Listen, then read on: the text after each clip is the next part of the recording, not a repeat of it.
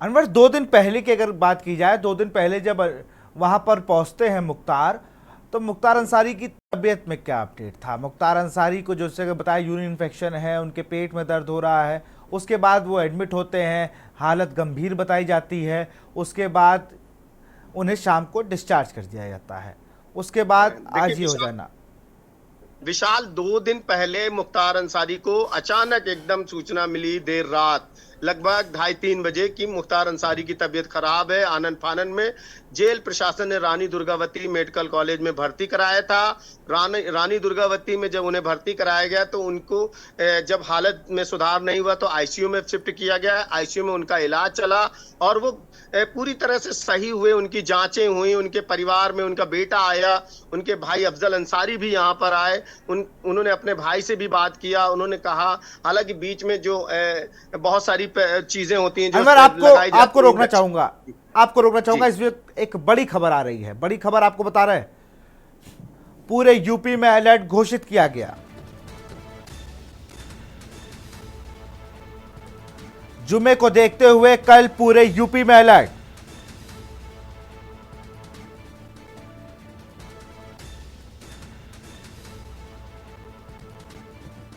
लखनऊ से खबर, पूरे यूपी में अलर्ट घोषित किया गया।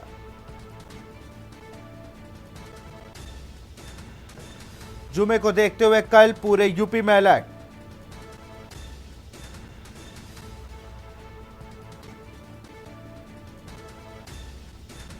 जुमे को देखते हुए कल पूरे यूपी में अलर्ट।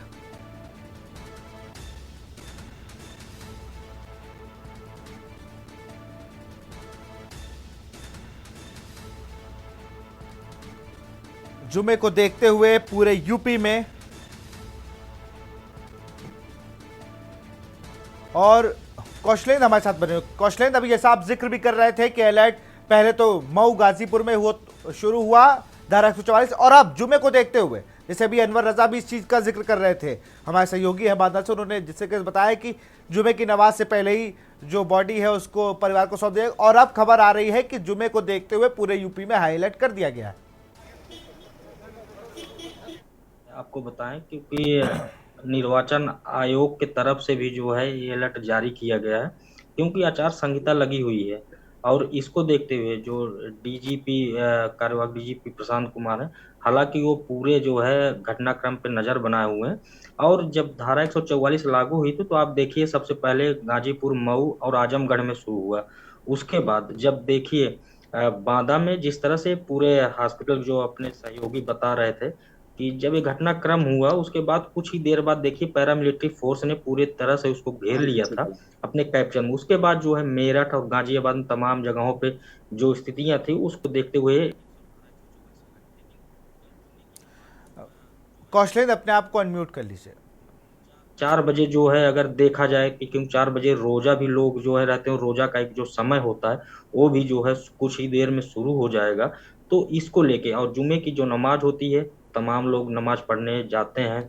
तो इसको लेके पूरे यूपी में अलर्ट किया गया है, चाहे जो भी चीजें हों पूरे इस माहौल को जो है एकदम शांति प्रिय, शांति ढंग से इसको बनाए रखें।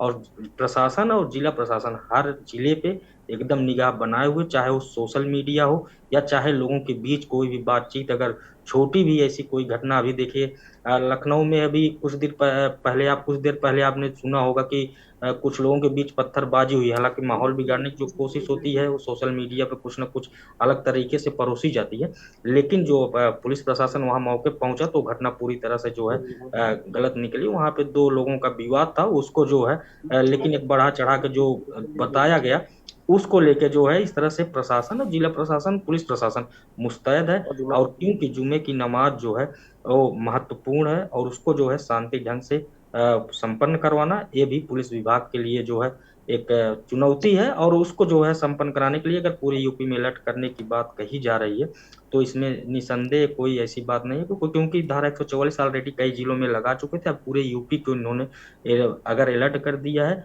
तो ये जुमे की नमाज को लेते हुए और जो स्थितियां हैं, जो अभी परिवार जो हॉस्पिटल पहुंचेगा उसके बाद वहां पोस्टमार्टम की जो प्रक्रिया है वो शुरू होगी। उसके बाद ही जो है एक पूरा जो है आगे की कहानी, जो आगे की जो जानकारी होगी वो तभी निकल के आ पाएगी।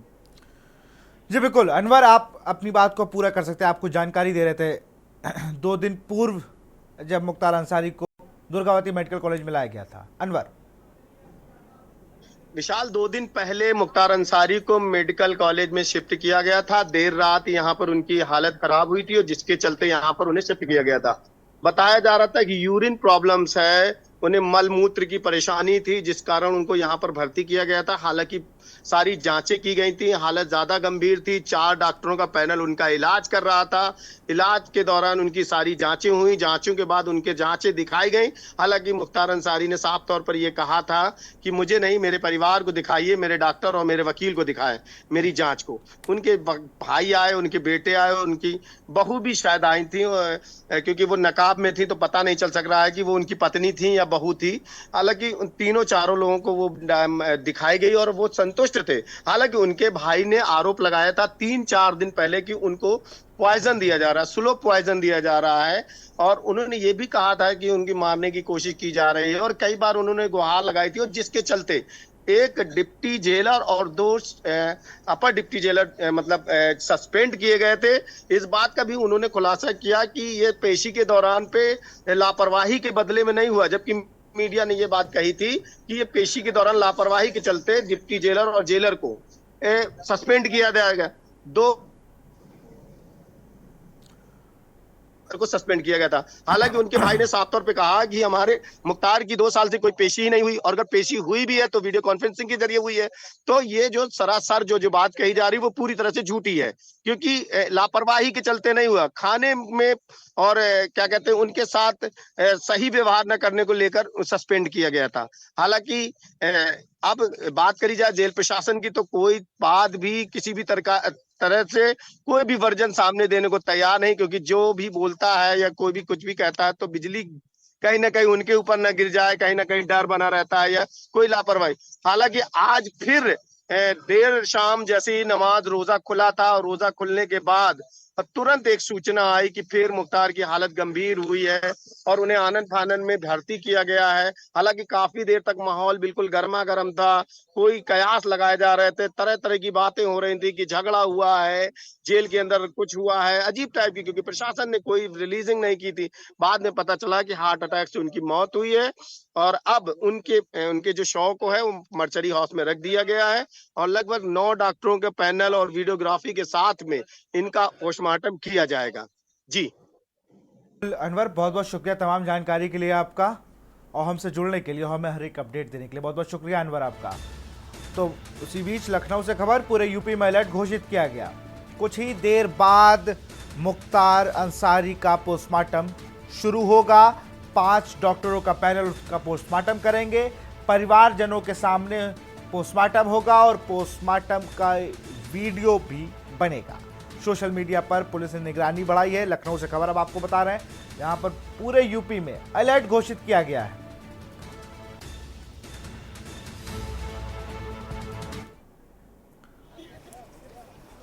और अलर्ट को देखते हुए कई शहरों में फ्लैग मार्च चालू है। एक तस्वीर आप फिरोजाबाद से देख रहे हो, दूसरी तस्वीर वो है जहां पर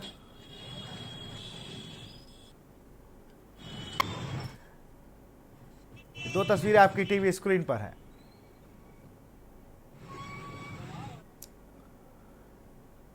जहां पर पूरा जो प्रशासन है वो हाई अलर्ट पर है, और कहीं से भी कोई चूक और कहीं से भी कोई माहौल ना खराब हो, इसका विशेष ध्यान रखा जा रहा है। ये तस्वीरें आपको बयां कर सकती है कि किस तरीके से यहां पर जो सुरक्षा की व्यवस्था है वो पुख्ता की गई है। अलर्ट के बाद किस तरह से एक्शन मोड पर आ गए अधिकारी, और जिले के बड़े अधिकारियों ने ही मोर्चा संभाल लिया है। इस 2 तस्वीरें आपकी टीवी स्क्रीन पर, पहली तस्वीर फिरोजाबाद की है, दूसरी तस्वीर कानपुर की है। माहौल बिगाड़ने वालों पर सख्त कार्रवाई की जाएगी, सीएम योगी आदित्यनाथ ने यह बयान दिया है।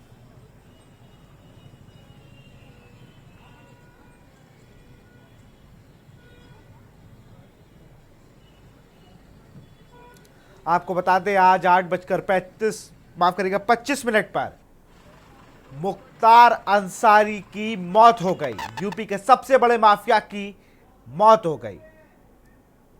और कौशलेंद्र उपाध्याय हमारे साथ बने हुए हैं।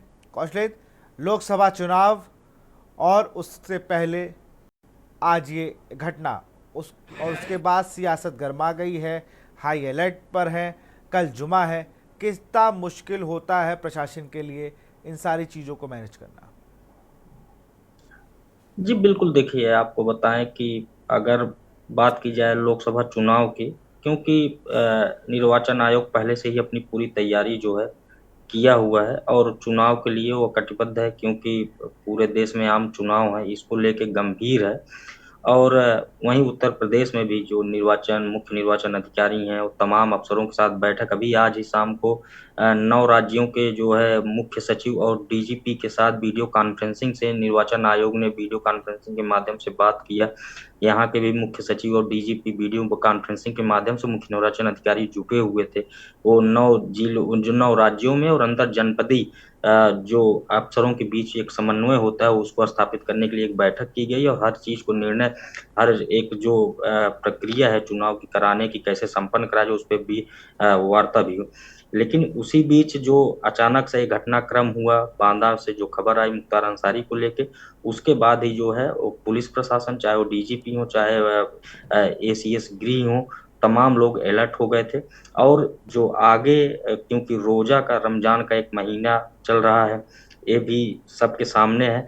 वहीं जो है कल क्योंकि सुबह रमजान अब तो करीब कुछ ही समय में जो है सुबह हो जाएगी, रमजान का जो एक कहा जाता है कि रोजा की शुरुआत जो है वो हो जाएगी लोगों की।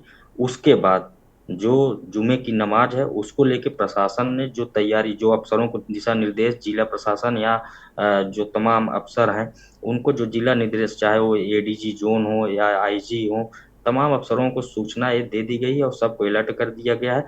हर जिले से जो तस्वीरें आपके पास जो पहुंच रही हैं वो भी देख ही रहे होंगे कि रात में जिस तरह से प्रशासन मुस्तैद है, इस तरह से कोई अप्रिय घटना न होने पाए और जुम्मे की नमाज कैसे एक शांतिपूर्वक सौहार्द के बीच में जो संपन्न कराई जा सके उसको लेके तैनात हैं। और जो सोशल मीडिया पे जो टीमें लगाई गई हैं कि हर हर हर जो सोशल मीडिया पे जो पोस्ट है, जो तमाम लोग हैं सोशल मीडिया पे कुछ अफवाहों का जो लेके जो पोस्ट कर रहे हैं उस पे भी नजर बनाए हुए, और हर उस संदिग्ध व्यक्ति पे जहाँ भी जो चाहे संवेदनशील इलाका हो चाहे कोई भी हो, जहाँ भीड़ भाड़ वाले इलाके हैं वहां पे और बाजारों में जो अभी हालांकि रात है, काफी अधिकतर दुकानें बंद, जो बड़े शहर हैं उनकी बात अगर की जाए तो वहां भी देखिए पुलिस प्रशासन फ्लैग मार्च कर रहा है, चहलकदमी बढ़ी हुई है पुलिस फोर्स, और चाहे वो सेंट्रल फोर्स की बात की या चाहे जो है जिला प्रशासन या जिला पुलिस की बात की जाए, तो हर जगह ये पूरा माहौल बनाया गया है। और जुम्मे की नमाज को लेके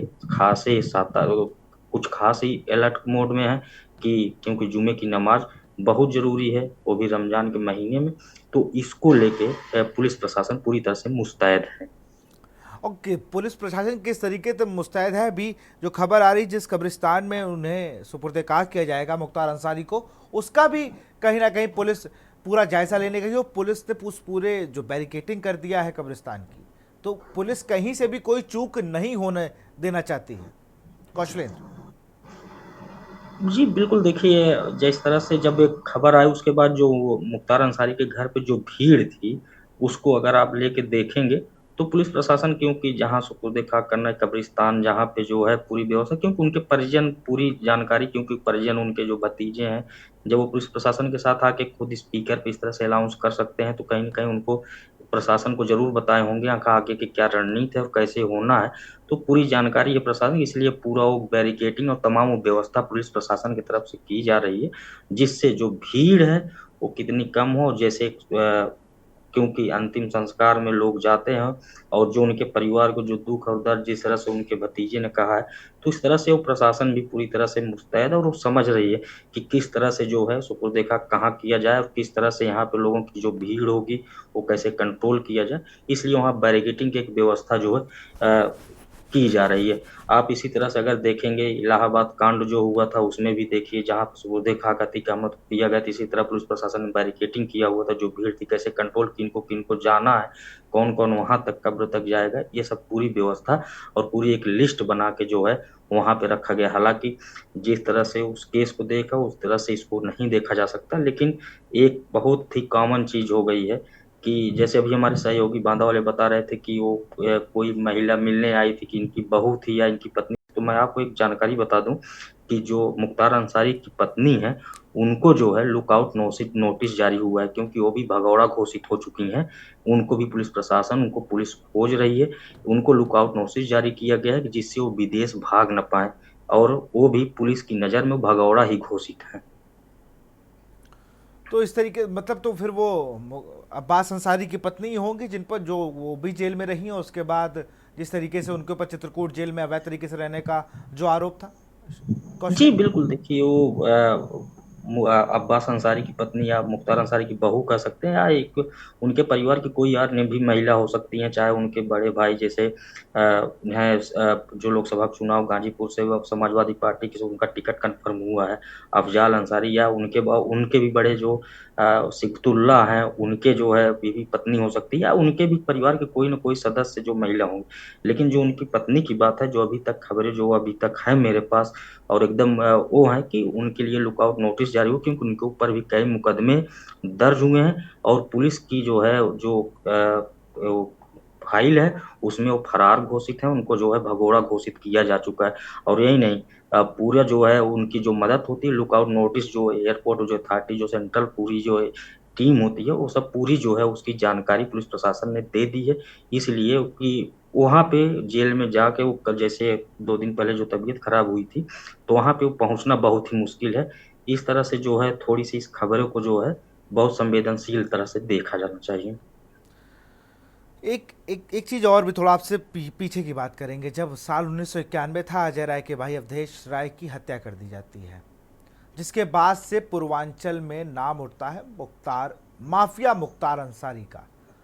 3-4 लोग जाते हैं और गेट के बाहर ही गोली मार देते हैं और अवधेश राय की मृत्यु हो जाती है और उसमें अजय राय गवाह बनते हैं। वो 1991 से 2024 के बीच कितना मुख्तार अंसारी का राजनीतिक दबदबा बढ़ा था और कितना उनका दबदबा अगर बात की जाए सियासी तौर पर बढ़ा था और आपराधिक तौर पर, कौशलेंद्र। जी बिल्कुल, देखिए जो पूर्वांचल में जो माफियाओं की जो एक फेहरिस्त है, तो उसमें अगर बात की जाए तो मुख्तार अंसारी का जो नाम है वो सबसे पहले आता था। आप देखिए जो है, चाहे 1991 में चाहे अवधेश राय की हत्या की बात हो, या चाहे अगर आप बात करिए तो जो है कृष्णानंद राय की हत्या के बाद, आप सोचिए कि जो राजनीतिक रसूख है और जो रसूख था उनके परिवार का, उनके हालांकि इनके परिवार में कई ऐसे लोग, ब्रिगेडियर उस्मान जो इनके परदादा जिनका नाम लोग जो है एक सम्मान के साथ लेते हैं, वो जो है ब्रिगेडियर रहे, तो उनके परिवार में ऐसे भी लोग रहे। लेकिन जो मुख्तार अंसारी का जो उदय हुआ वो अगर देखा जाए, क्योंकि हालांकि कुछ पढ़ाई और जो शिक्षा दीक्षा परिवार में हुई सबकी लगभग अच्छी हुई, लेकिन जो रूट होता है जैसे एक राजनीतिक जो पॉलिटिकल, जब इनकी एंट्री हुई तो किसी न किसी माफिया के ही रूप में सामने आई। उसके बाद माफिया का जो एक स्वरूप होता है वो पूरा बदलता चला गया। एक पैटर्न जो है वो देखिए, पूरा एक खाका जिस तरह से जिनकी फेहरिस्त मुकदमों की ये सामने है आज, वो देखा जाए तो कहीं न कहीं वो पैटर्न पूरा चेंज हो गया था इनके मुख्तार अंसारी के ही नाम से। उसमें इनके भाई जो अफजाल अंसारी, उनके भी कई मुकदमे में नाम इनके साथ जो है शामिल हैं। लेकिन जो मुख्तार अंसारी का जो पॉलिटिकल गेन अगर जो कह सकते हैं कि जो पॉलिटिकल उदय हुआ, राजनीतिक उदय जो हुआ था, वो कहीं न कहीं वो पूरा एक माफिया के ही रूप में वो देखा जाएगा जो है। चाहे वो इतिहास जब भी उसको खंगालेगा तो ज़रूर देखेगा कि हाँ, माफिया मुख्तार अंसारी का जो उदय हुआ था राजनीति में, वो कहीं न कहीं ऐसे मुकदमों की फेहरिस्त की वजह से हुआ था। वो चाहे जेल से चुनाव लड़े हों, 3 बार चुनाव जीते भी, उसके बाद जो है कई राजनीतिक पार्टियों से उनके संपर्क रहे। हालाँकि कुछ दिन पहले यही 2012 चुनाव से पहले इन्होंने खुद की पार्टी कौमी एकता दल बनाया, जिसका बाद में समाजवादी पार्टी में विलय किया गया। उसके बाद भी जब वहाँ से टिकट कट गया, क्योंकि उस समय जब समाजवादी पार्टी की जब कमान अखिलेश यादव के हाथ में थी, तो देखिए वहाँ पे जो है इनके ऊपर जो है एक अलग तरह से वो राजनीति को वेंडेटा जैसे कह सकते हैं कि एक अलग रखने की कोशिश समाजवादी पार्टी के जो राष्ट्रीय अध्यक्ष इस समय अखिलेश यादव कर भी रहे थे। लेकिन जो जुड़ाव था वो कहीं न कहीं बैकडोर से, चाहे वो इनके बेटे खुद देखिए अब्बास अंसारी वो 2022 के इलेक्शन में जब चुनाव लड़े हैं, तो वो जब समाजवादी पार्टी और सुभाषपा गठबंधन था, तो सुभाषपा के सिंबल पे चुनाव लड़े और जीते। तो एक चीज जो था कि जो बैकडोर से राजनीतिक एंट्री, जो राजनीतिक फुलाव होता है कि कैसे गेन किया जाए, वो कहीं न कहीं इनके रसूख और इनके परिवार का जो एक वो था दबदबा जो है, उसके चलते ये हमेशा राजनीति में उसका एक फायदा भी उठाया और वो माफिया का जो एक वो तमगा लगा, वो कहीं न कहीं तमाम मुकदमे और जो इनका जो है पॉलिटिक्स जो कनेक्शन था, उसको लेके भी किया गया। बिल्कुल, हमारे संवाददाता कानपुर से अमित शर्मा जुड़ गए हैं, जरा इनसे जान लेते हैं क्या कुछ सुरक्षा व्यवस्था के इंतजाम है, किस तरीके से फ्लैग मार्च किया जा रहा है, कौन कौन अधिकारी सड़कों पर है। अमित।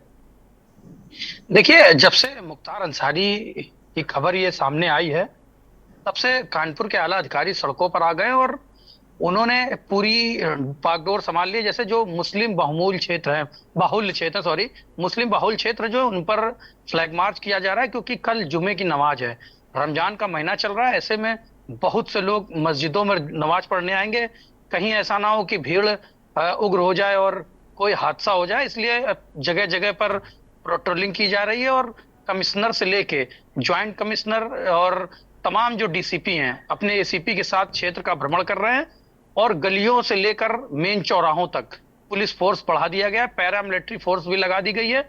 ऐसे में अधिकारियों का कहना है कि कल जो जुमे की नमाज है उसे शांतिपूर्ण ढंग से कराया जाएगा। किसी भी प्रकार की अफवाह फैलाने वालों पर विशेष ध्यान रखा जा रहा है और सोशल मीडिया पर भी नजर बनाई गई है। सोशल मीडिया पर जो किसी तरीके की अफवाहें फैलाते हैं उन पर भी कार्रवाई की जाएगी।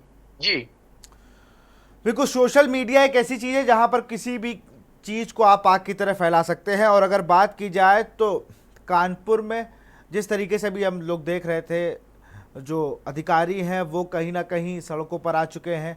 और सबसे बड़ी बात कि कानपुर काफ़ी दिनों से चर्चा का विषय बना हुआ था पिछले दिनों, जिस तरीके से हम देखें, चाहे वो परेड पर जिस तरीके से आज जफर हाशमी का कांड होता है, जिस तरीके से वहाँ पर पुलिस के जो इंटेलिजेंस था फेल हो, इस बार ऐसा कुछ ना हो, इसके लिए अधिकारियों ने पहले से ही कमान संभाल ली है। अमित जी विशाल जी, आपको बता दूं कि जिस तरीके से इससे पहले कानपुर में हिंसा भड़की थी और हाजी वसी का नाम सामने आया था, इरफान सोलंकी के खास बताए जाने वाले हाजी वसी का नाम सामने आया कि इन्होंने ही हिंसा भड़का दी। उसी तरीके अगर अब कल कोई हादसा होता है तो किसका नाम सामने आने वाला होता है, इस तरीके की तमाम चर्चाएं हो रही हैं शहर में। और जो आला अधिकारी हैं वो शांति व्यवस्था बनाए रखने के लिए हर कदम उठाने को तैयार हैं।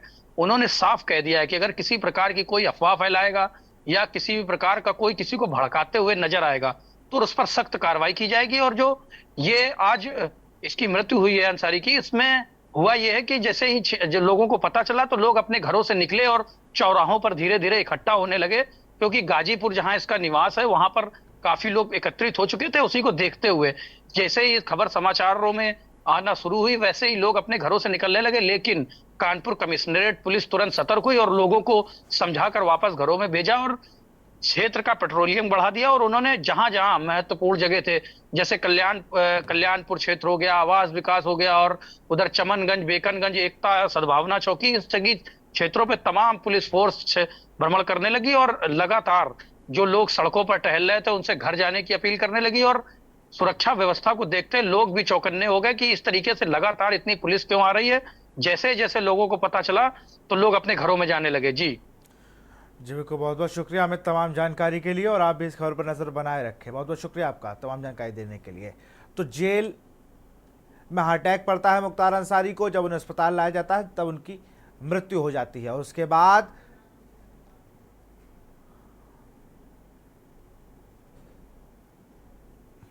पूरे यूपी में हाई अलर्ट कर दिया जाता है। हार्ट अटैक से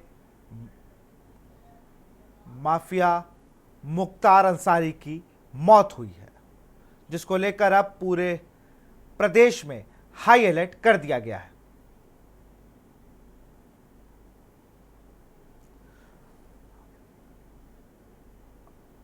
तो पूरे यूपी में कहीं पर भी हिंसा ना हो, इसको लेकर भी सीएम योगी आदित्यनाथ ने बैठक में कड़े निर्देश दिए हैं अधिकारियों को, और साथ ही साथ एक बात और भी कही कि सोशल मीडिया पर खास ध्यान रखा जाए, ऐसे कोई भी पोस्ट पर ना हो कि किस तरीके से उस पोस्ट पर कोई भी भड़क उठे, उस पर जरूर निगरानी की जाए, और अधिकारियों को सख्त निर्देश दिए हैं। और जुमे को देखते हुए पूरे यूपी में हाई अलर्ट कर दिया गया है।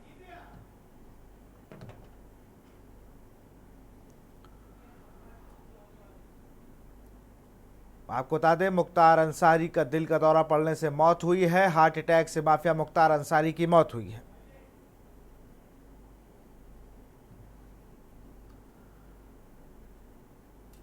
मुख्तार अंसारी की मौत के बाद जिला प्रशासन अलर्ट हो गया है हर जिले में, और वो कोई भी ऐसी चूक नहीं होने देना चाहता जिससे कि प्रदेश का माहौल बिगड़े। कल जुमे की नमाज है, उसको देखते हुए पूरे यूपी में हाई अलर्ट कर दिया गया है।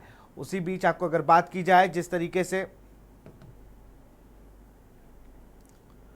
उमर अंसारी ने भी फिर से वो आरोप लगाए हैं जो इससे पहले वो लगाए थे कि मेरे पिता को पॉइजन दिया जा रहा था।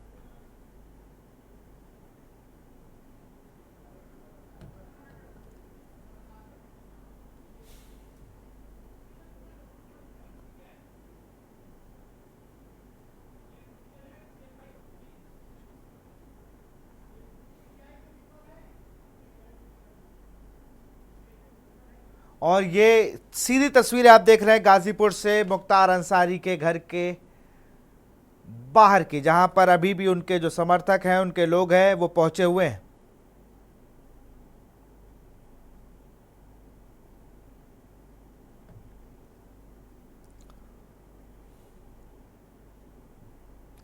ये तस्वीरें आप देख रहे हैं, मुख्तार को दिल का दौरा पड़ा, उसकी मौत हो जाती है, उसके बाद फ्लैग मार्च किया जा रहा है और ये सब अधिकारी वहां पर पहुंचे हुए हैं।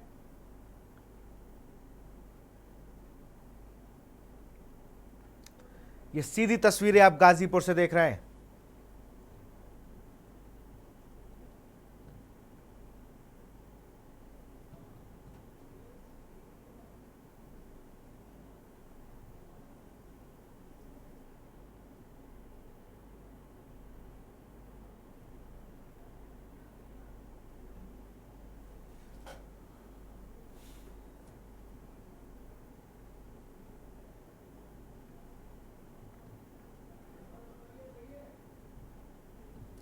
ये सीधी तस्वीरें आप देख रहे हैं गाजीपुर से।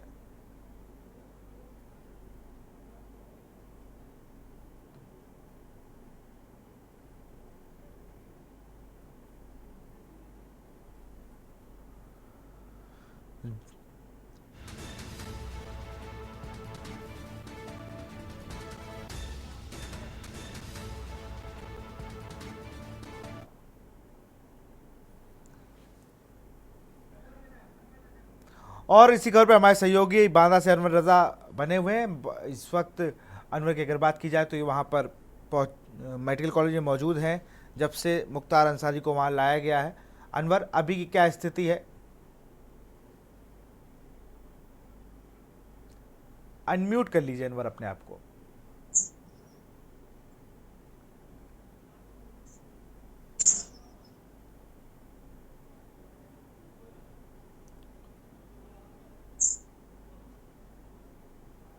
अनवर, आप तक हमारी आवाज पहुंच रही है?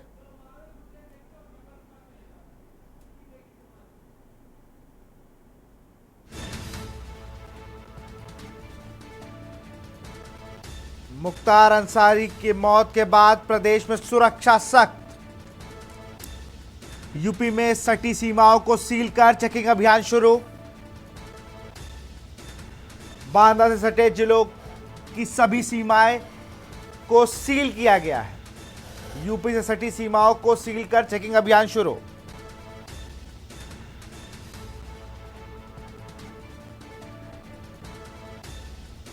मऊ, गाजीपुर और बांदा को हाई अलर्ट मोड पर रखा गया है।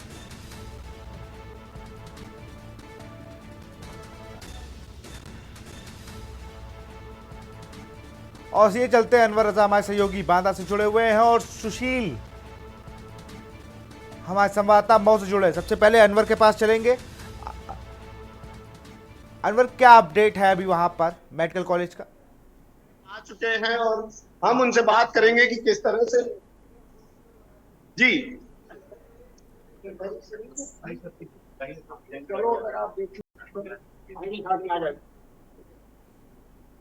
लकी वीडियो बनाओ आगे से। आरोप लगाने वाला मैं कौन होता हूँ? जिनको जहर दिया गया उन्होंने आरोप लगाया। 19 मार्च को रात के खाने में उन्हें जहर दिया गया था। उन्होंने माननीय न्यायालय में, जहां वो विचाराधीन थे बंदी के रूप में, जुडिशियल कस्टडी में थे, सारी कोर्टों में डाला गया। और आज सर सूचना कैसे मिली? मीडिया के माध्यम से। मीडिया के आगे क्या कार्रवाई करेंगे सर आप? बिल्कुल लकी, जो बिल्कुल है पास से। सब लोग का अभी ये कोई समय नहीं है कार्रवाई का। अब आप लोग भी इंसान हैं, मैं भी इंसान हूँ, और आप लोग को पता है। बिल्कुल, तो यहां पर आप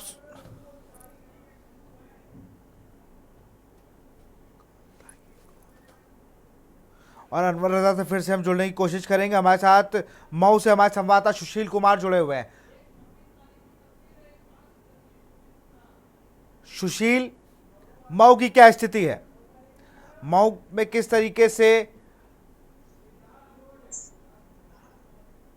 जी बिल्कुल, बता दें कि मऊ जिले में जिस तरफ से मुख्तार अंसारी का जिस तरह से मौत की खबर सामने आई है, उस तरह से अगर मऊ जिले की बात करें तो मऊ जिले में जो प्रशासन है पूरे चप्पा चप्पा लेट हो गए। अगर बात करें मऊ जिले में तो मऊ जिले के जितने भी जो स्वदेशी इलाके हो या जो मऊ जिले में जितने भी जो इलाके हैं, मऊ जिले सदर की बात करें तो मिर्जा हाजीपुरा से लेकर जितने भी अन्य जगह हैं, कहीं न कहीं जो पुलिस की जो जितने भी है पुलिस बल काफी हो चुकी है। क्योंकि देखा जाए अगर बात करें मऊ जिले में तो मऊ जिले से कई बार विधायक रह चुके मुख्तार अंसारी की बात जैसे ही लोगों में गया और कहीं न कहीं कुछ लोग कहीं न कहीं भीड़ को इकट्ठा न हो सके, भीड़ को इकट्ठा होने के रोकने के लिए पूरे मऊ जिले को अगर बात करें तो पूरी छावनी में बदल दी गई है। हर एक देखा जाए मऊ जिले के जितने भी मऊ जिले के प्रमुख तिराहे हो या चौराहा हो या मऊ जिले की रेलवे स्टेशन हो, वहाँ काफी बल पुलिस फोर्स काफी तैनात कर दी गई है।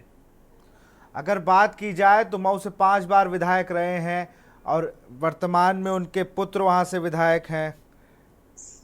और अभी वहां पर लोगों से आपने बात की होगी, अधिकारियों से बात की होगी, उनका क्या कुछ कहना है? जी अभी अगर बात करें तो वहाँ पे लोगों से जो बात हुई तो कहीं न कहीं मुख्तार अंसारी जो कई बार विधायक रह चुके हैं और वर्तमान में उनके बेटे भी विधायक रह चुके हैं, कहीं न कहीं देखा जाए तो लोगों में ये चर्चा का विषय बना हुआ है कि मुख्तार अंसारी की अगर मौत हुई तो कैसे हुई। इसको लेकर देखा जाए कहीं न कहीं लोगों में ये भी एक चर्चा का विषय बना है, जिसको लेकर बात करें अगर देखा जाए तो मऊ जिले कहीं न कहीं वहाँ पे जितने भी अगर जो तिराहे और चौराहे पे है वहाँ पे कहीं न कहीं जो भीड़ जो एकत्रित हो रही है, जो आपस में भीड़ इकट्ठा न हो, इसको लेकर कहीं न कहीं यहाँ का जो जिला प्रशासन है उनको रोकने के प्रयास कर रही है। और क्योंकि पूरे मऊ जिले को एक तरह से पूरी छावनी के रूप में बदल दिया गया और धारा 144 भी लगा दिया गया है। जी बिल्कुल, अब ये 2 तस्वीरें अपने दर्शकों को दिखाना चाहेंगे। एक पहली तस्वीर आप देख रहे हैं 26 अप्रैल 2024 जब मुख्तार अंसारी को दुर्गावती मेडिकल कॉलेज में लाया गया था, जब उसके पेट में दर्द की शिकायत थी।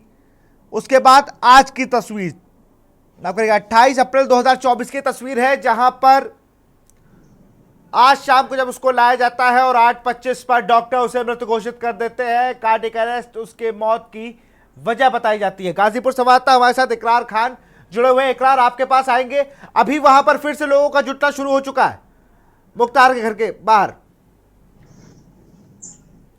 बता देना चाहता हूं कि माफिया मुख्तार अंसारी के आवाज पे लोगों का हुजूम लगातार बढ़ता गया, लेकिन उसके बाद मोहम्मदाबाद विधायक और मुख्तार अंसारी के भतीजे जो शोएब अंसारी मन्नू, उन्होंने लोगों से अपील की कि आप अपने घर जाइए और उसके बाद जब भी मिट्टी का होगा तो वहाँ आपको ऐलान से आपको जानकारी दी जाएगी। इसकी वजह से वहाँ के कुछ लोग वहाँ से जाने लगे। फिर भी अभी भी फोर्स कम से कम 4 से 500 की तादाद में फोर्स लगी हुई है।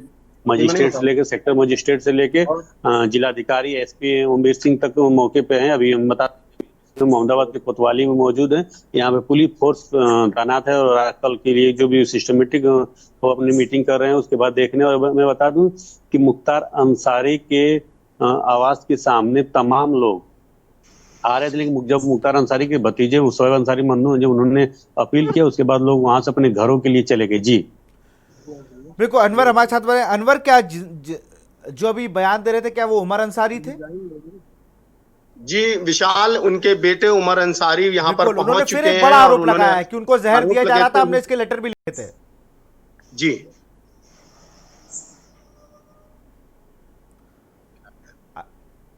अनवर, क्या आप हमें सुन पा रहे हैं? जी बताइए। जी, मैं कह रहा हूं उमर अंसारी ने फिर आरोप लगाए कि उनको धीरे धीरे जहर दिया जा रहा था। जी अमर अंसारी यहाँ पर पहुंचे हैं और उन्होंने साफ तौर पर यह कहा है कि 19 तारीख को उनको जहर दिया गया था, मारने की कोशिश की गई थी, जब से उनकी हालत खराब थी। आज जो हुआ है वो एक षड्यंत्र के तहत हुआ है। उनके साथ जो घटना हुई है वो जानी सोची समझी साजिश है। उन्होंने आरोप लगाते हुए कहा है कि हम न्यायपालिका पर हमें भरोसा है, हम वहां न्याय न्यायपालिका जाएंगे। हालांकि पहले इमरजेंसी वार्ड पहुंचे, वहां पर उन्होंने डॉक्टर के पास पहुंचे, उन्होंने बताया कि मर्चरी हाउस पोस्टमार्टम हाउस के लिए उनके पिता का शव भेज दिया गया है। तो अब यहां से वो पोस्टमार्टम हाउस के लिए रवाना हो गए हैं। जी बिल्कुल, और कौन कौन आ गया है उमर के साथ, या सिर्फ उमर वहां पहुंचे हुए हैं? उमर से हमने बात करी तो उमर ने साफ तौर पे बताया कि अभी कोई और नहीं आ रहा है। हालांकि मैं आया हूं और मेरे परिवार के 2-4 लोग आए हैं। हालांकि अभी उनके भाई अफजल अंसारी के आने की कोई संभावना नहीं बताई जा रही है। साफ तौर पे कुछ कहा नहीं, उन्होंने बोला कि मैं ही अकेले रहूंगा यहाँ पर। बिल्कुल। इकरार, घर में क्या हलचल है? घर में क्या अफजाल अंसारी या उनसे बड़े भाई जो हैं वो सब वहीं मौजूद है? जी बता दूं कि मुख्तार अंसारी के सबसे बड़े भाई सिफुल्लाह अंसारी अभी हज के लिए गए थे। वो कल ही मोहम्मदाबाद अपने पैतृक आवास से पहुंचे। कहीं ना कहीं उनकी तबीयत भी लोगों के द्वारा मालूम हुआ है कि उनकी तबीयत भी थोड़ा खराब है, वो बहुत सदमे में है और कहीं ना कहीं पूरा परिवार सदमे में है। यहाँ के कुछ लोग भी जो मुख्तार अंसारी के बहुत करीबी मसीहा मानते थे वो भी कहीं ना कहीं सदमे में है। जी जी बिल्कुल। और सिद्धार्थ हमारे साथ बने हुए हैं, सिद्धार्थ मौर्य मऊ से हमारे संवाददाता। मऊ में अगर बात की जाए तो किस तरीके से जो पुलिस व्यवस्था है, जो बॉर्डर वहाँ, क्योंकि सबसे हाई अलर्ट पे रखे गए हैं 2 जिले मऊ गाजीपुर और तीसरा बांदा। मऊ के क्या हालात हैं? कौन कौन अधिकारी वहाँ पर पहुंचे हुए हैं? जी बिल्कुल सिद्धार्थ। बता दे कि बता दे तो मऊ जिले का अगर देखा जाए तो मऊ जिले के जो बॉर्डर है बिल्कुल हाई अलर्ट पर रखा गया। और बात करें तो मऊ जिले में इस समय रात का समय है, लेकिन यहाँ पे अगर देखा जाए तो मऊ जिले के जो एसपी और डीएम है वो अभी भी फ्लैग मार्च कर रहे हैं। और जितने भी मऊ जिले अगर बात करें तो मऊ जिले से जो सदर तहसील से जो उनके बेटे अब्बास अंसारी विधायक वर्तमान में भी हैं और पूर्व भी विधायक मुख्तार अंसारी रहे हैं, कहीं ना कहीं जनता के बीच उनकी काफी पकड़ थी। और देखा जाए तो जिस तरह से मऊ जिले की अगर बात करें तो मऊ जिले की जो पूरी बॉर्डर उनको कहीं ना कहीं उस पर कड़ी नजर रखी गई है। जितने भी लोग आ रहे हैं उनकी कहीं ना कहीं उनकी गाड़ियां चेक की जा रही है। और जो भी अन्य जिले से अगर मऊ जिले में जितने लोग भी प्रवेश कर रहे हैं कहीं ना कहीं उनके पर कड़ी से कड़ी नजर रखी जा रही है। बिल्कुल, कड़ी नजर रखी जा रही। कौशलेंद्र हमारे साथ है। कौशलेंद्र, सीमाओं पर सील कर दी गई हैं और बांदा पर आने जाने वाले सबकी नजर रखी आई। अभी उमर अंसारी वहां पर पहुंचे हुए हैं और उमर अंसारी ने जो बयान दिया वो वही बयान था जो लगातार 2 दिन पहले दिए गए और फिर वही कहा गया कि मेरे पिता को जहर दे के मारा गया है। एक बहुत बड़ा षड्यंत्र है इसमें। जी बिल्कुल, देखिए वो जो उनके बेटे उमर अंसारी ने जो आरोप लगाया है वो चीज़ें अगर देखी जाए तो कहीं ना कहीं जो है, क्योंकि मुख्तार अंसारी खुद जब जेल में थे तो उन्होंने कोर्ट में खुद जो है प्रार्थना पत्र दिया था। तो इस चीज़ को फिर दोबारा जो तबीयत पहले भी 2-3 दिन पहले जो उनकी तबीयत खराब हुई उसके बाद जो है जो आरोप लगे थे कि उनको जो है जहर देने की कोशिश की गई है, जहर दिया जा रहा, वो चलने फिरने में असमर्थ थे, चलने में बड़ी दिक्कत होती थी। उन्होंने जो आरोप उस दिन लगाया वही आज सीधा उनका आरोप है। हालांकि क्योंकि पहले जब वो इमरजेंसी में, जैसे हमारे सहयोगी ने बताया कि इमरजेंसी में गए वहाँ पे और डॉक्टरों से जो है बात की, डॉक्टरों ने जब उनको पूरी घटना की जो है जानकारी दी उसके बाद जब बताया गया कि जो मुख्तार अंसारी की जो बॉडी है वो जो है मर्चरी के लिए भेजी गई है, तो वहाँ से वो मर्चरी के लिए निकले हैं। लेकिन पारिवारिक जो सदस्य हैं, क्योंकि अभी तक देखिए जो उनके बड़े भाई हैं जो अफजाल अंसारी लोकसभा का चुनाव भी लड़ने जा रहे हैं गाजीपुर से। उसके बाद जो उनके बड़े भाई सिकतुल्ला अंसारी हैं, वो अभी के हज से लौटे हैं। उनकी तबीयत, क्योंकि उम्र भी उनकी काफ़ी ज़्यादा है उनकी जो है उम्र का, और ये घटना जो हुई है, तो इस घटना की जो जानकारी इनको भी मिली होगी, उनके परिजन का, हालांकि सभी सदमे में। जिस तरह से उनके जो भतीजे हैं, जो विधायक हैं, उन्होंने जिस तरह से जो भीड़ देखी, बिल्कुल वो उसके बाद अपील वहाँ कर रहे हैं, और कहीं ना प्रशासन कहीं अब चूंकि उमर अंसारी जो कि उनके छोटे बेटे हैं वो वहां पर पहुंच गए, और वो मुख्तार अंसारी के शव को देखने मोर्चरी पहुंच गए। आप सबको यहाँ रुकना चाहेंगे? यहाँ रुकते एक छोटे से ब्रेक के लिए।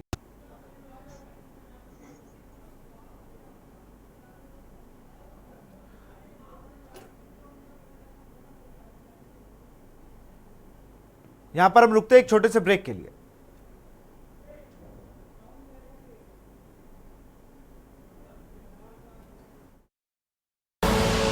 आप देख रहे हैं के न्यूज, खबरों का सारथी।